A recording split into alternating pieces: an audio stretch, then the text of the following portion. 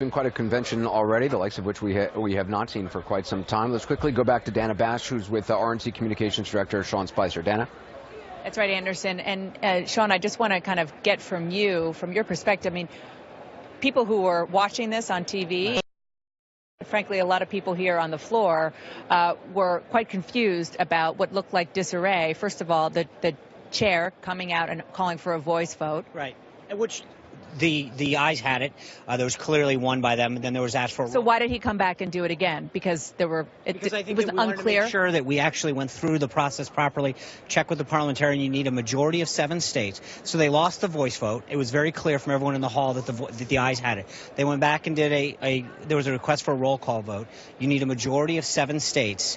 What happened was they submitted 9 states. But what happened is, as people realized what was actually being asked of them, 3 of those states ultimately lacked the majority. People took their names off of those petitions because they didn't reflect what they thought they had actually signed. So then it dropped below that. They ended up with only 6 states, and that didn't carry the ability to have a roll call vote. Effectively, I want to get to sort of what this means for the party in a second, but effectively, what my understanding is that people in the movement with Ken Buck, who was just here, other conservatives, trying to set the process in motion for the next election, right, so that makes it so that a conservative would be more likely to be elected because only Republicans would be allowed to vote.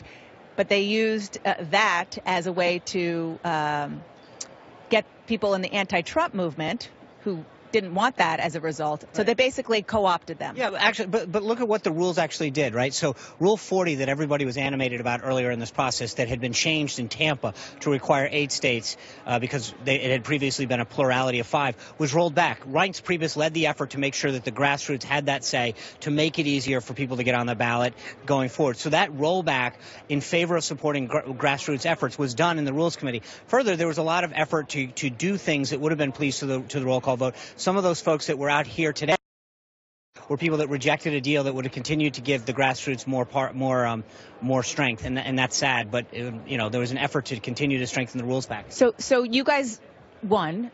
You were able to squash the rebellion. But I think my question is, this has not happened in a very long time. This kind of public display, not like this on the floor. No. The Paul people walked out. You guys carried it live. There's always a small, tiny fraction of folks. This was more than small. The reality is, let's keep this in context. 44 states were in support.